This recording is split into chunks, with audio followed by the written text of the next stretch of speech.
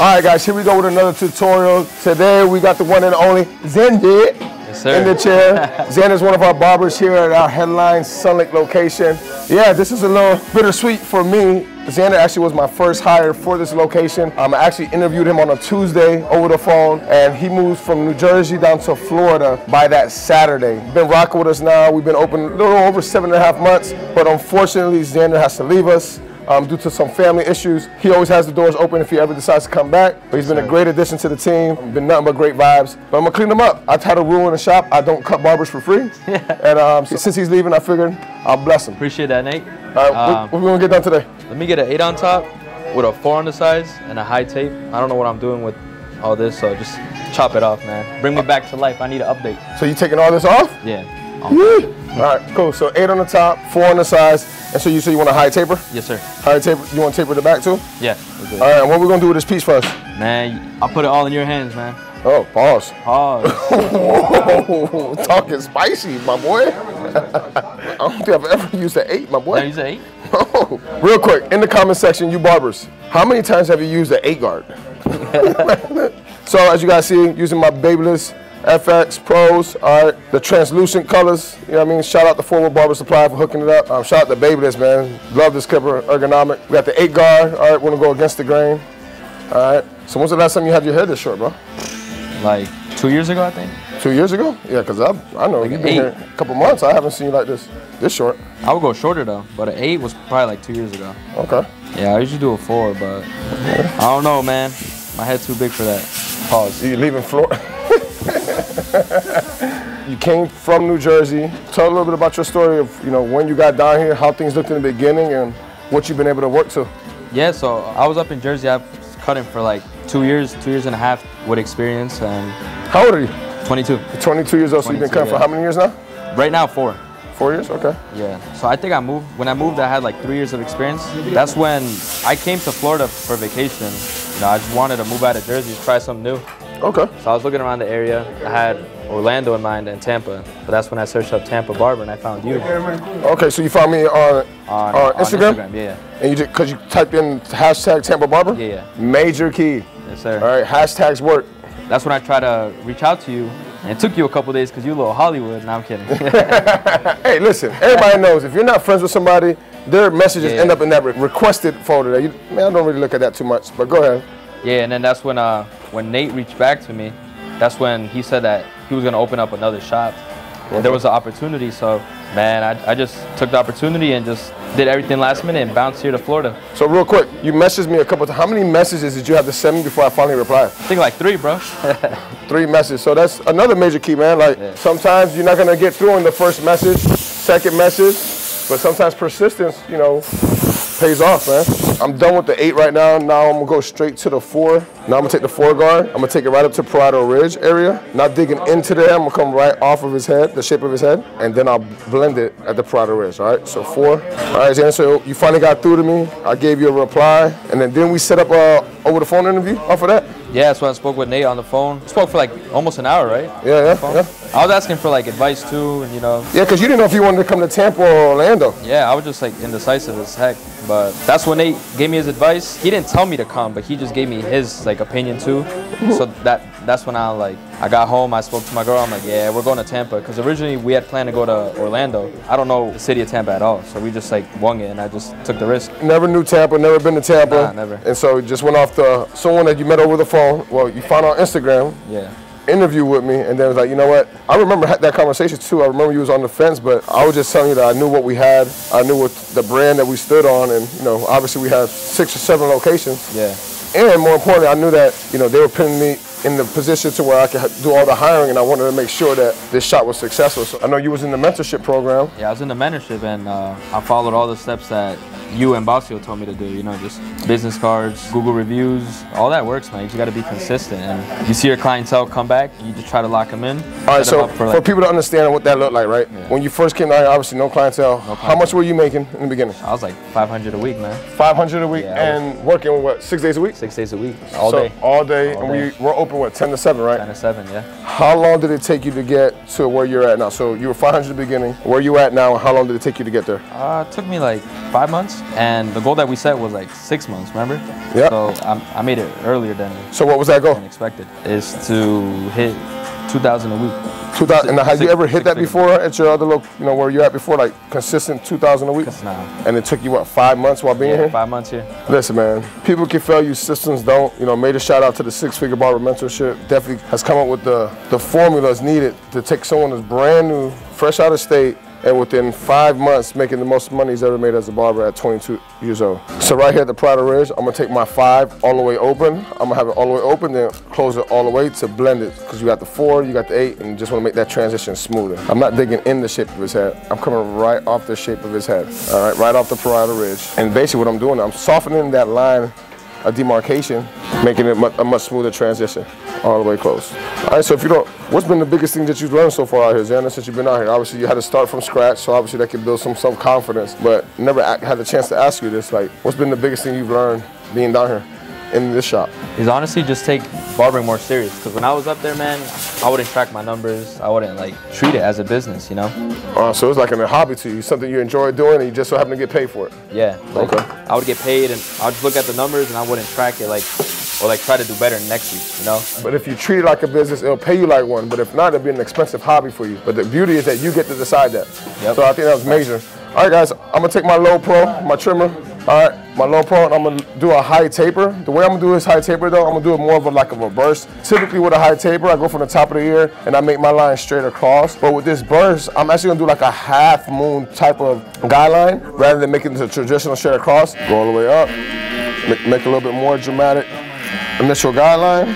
I want to still have some type of, you know, sidebar, so that's why I'm making my guy line as such. And of course, your guy lines don't have to be perfect, all right, guys, because at the end of the day, you're going to blend it out anyway. Come in here, clean that bad boy up. I'm going to go ahead, since I did it on one side and I already have the trimmer in my hand, I might as well go ahead and just line up the back of the neck and around the ear since the trimmer's already in my hand, all right? That is a way how you can be more efficient when it comes to time management in your haircuts. All right, I like to always fold the ear down whenever I'm going around the ear, guys. I like to use the corner of my trimmer.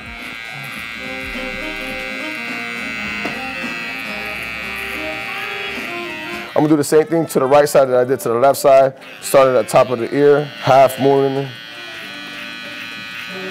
and then clean that up. And since the trimmer's in my hand, I'm gonna go ahead and line the back of the neck up. Now I'm gonna do it right in the back of the neck as well. I'm also gonna give it more of the half moon type of guy line because I want the taper to burst. Go ahead, I'm gonna take it up to my guy line, but I'm not gonna take it all the way up to the line. I'm gonna give it just a little bit of room, all right, because I don't wanna create another guy line. First thing I'm gonna do, blade all the way open, set my initial guy line, about a ½ inch, fingers width. Since I'm already open, I'm gonna go right to the top of the beard and go ahead and start out my blending process for the beard as well. I'm gonna take it that halfway, go right underneath that. Guys, as you can see, I like stretching the skin out. Gives it more of a flat surface for me to feed the clip of the hair. All right, rather than it just being here and the skin kind of bunching up, gives you more of a clear vision to actually take my guy line out. All right, and then all the way close. Take that final line out.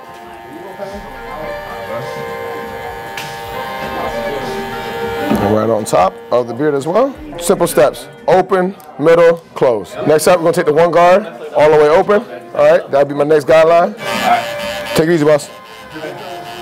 All right, since I'm already open, guys, same thing I did to the top, I'm gonna do to the beard now. Come in here and start blending that in a little bit better. Then we're gonna go middle, right underneath that. And last but not least, right underneath that.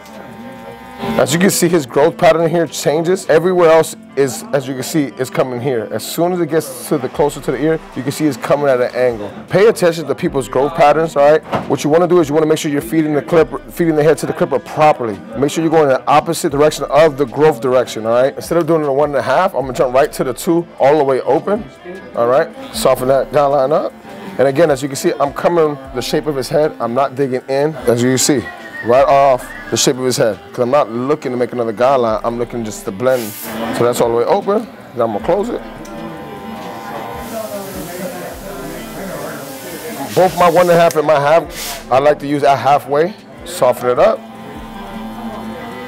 And you can see this taper coming together pretty nicely, guys. Last but not least, take my half guard halfway and take that final guy line out. When I get to the corner here, I like to use my corners. I don't have to attack. It looks like the whole blade's here in the haircut, but it's not. So I do like using my half guard halfway, but I also do some lever play. You know what I mean? If I feel like the line, some hair's a lot more tougher than others to get out. You know, he has some coarse hair. Everybody in the barbershop knows that. I think that's been the biggest complaints about his hair, is how tough it can be. Yeah, I get that a lot. Yeah. See that the half wasn't taking that out? Just took it off, all the way open, using the corner of my trimmer. All right, thing coming together. And I'll come back and detail this some more later.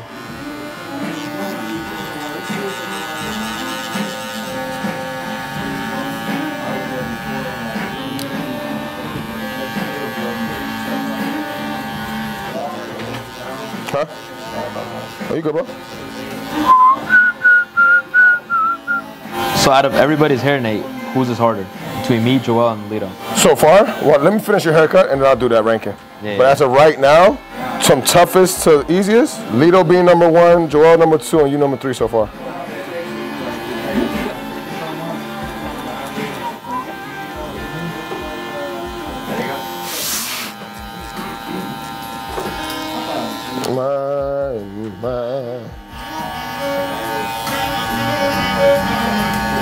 Singapore shaver back here in the back. All right, same thing I did on the sides. Not gonna come all the way up to the actual line.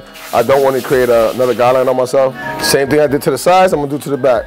No guard all the way open. All right, guys, if you guys haven't yet, man, make sure you like this video, hit the like button, smash the subscribe button. All right, guys, and share this, man. We're looking to grow this channel as much as we can so we can provide as much value as possible on the OP45 channel, guys.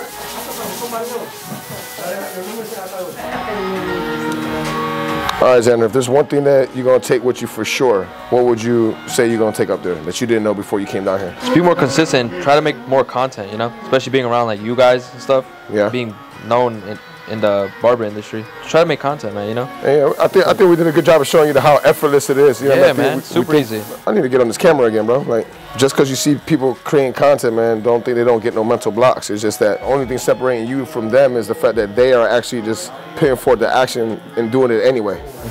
So that's why, for me, Basio just one of those things that just post, bro. Just be consistent in what you're doing. Just like anything, right? Just like the gym. Have a great day, boss. You too. Yes, sir.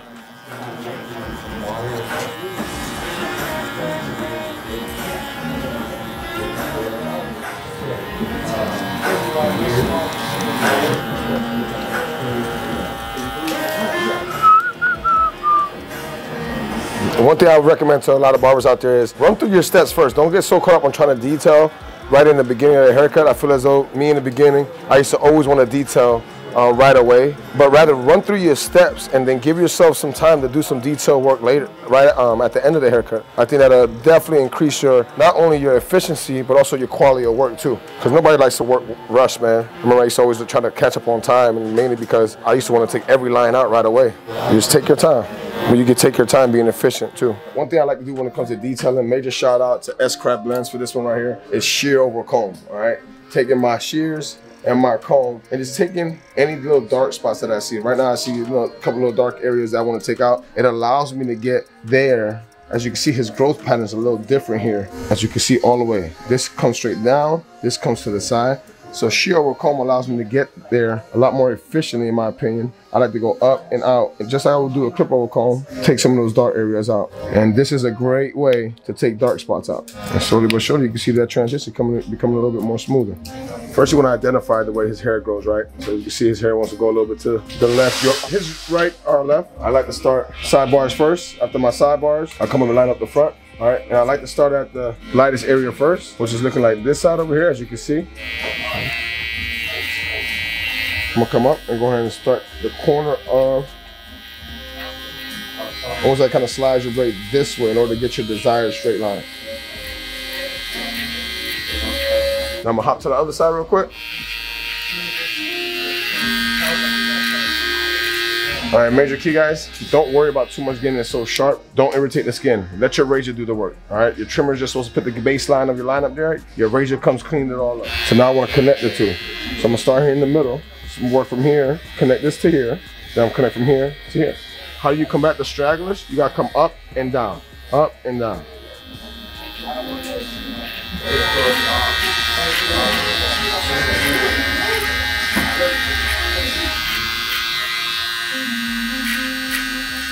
combing the hair out or brushing, whichever. One of the best ways to check the lineup to see if it's straight or not is facing your client towards the mirror and you standing behind them. Looks pretty solid to me. Just gotta touch this side up just slightly and we're looking good to go. Take the stragglers off, take my trimmer and kind of rub it down the side of their beards. That way it catches any loose hair that may be sticking out. All right, line up beneath his neck. We'll start at one side, take it to the middle. Then I'm gonna go to the other side, take it to the middle, and then even it out in the middle, just like I did my lineup. And as you guys can see, man, very systematic of how I approach my cuts. See that I can raise this side just a tad bit.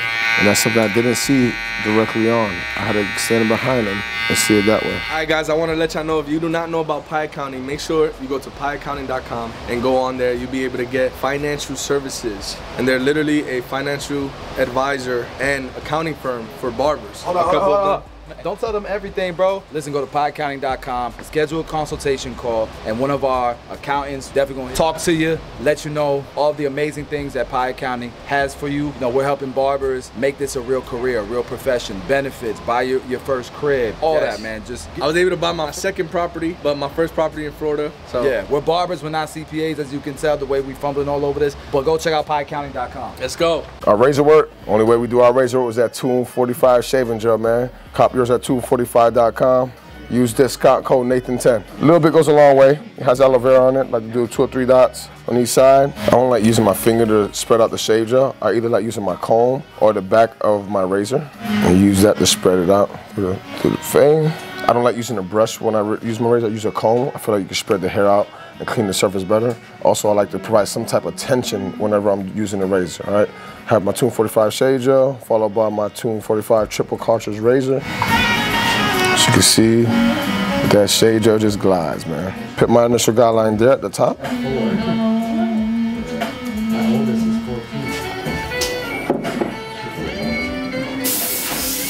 All right, using my Beam Team XL cordless air compressor, accompanied by my clutch card. I'm gonna go in and just tap his front line up. When I come into the side, I like to come at an angle. I don't need too much again, guys. It's good to me.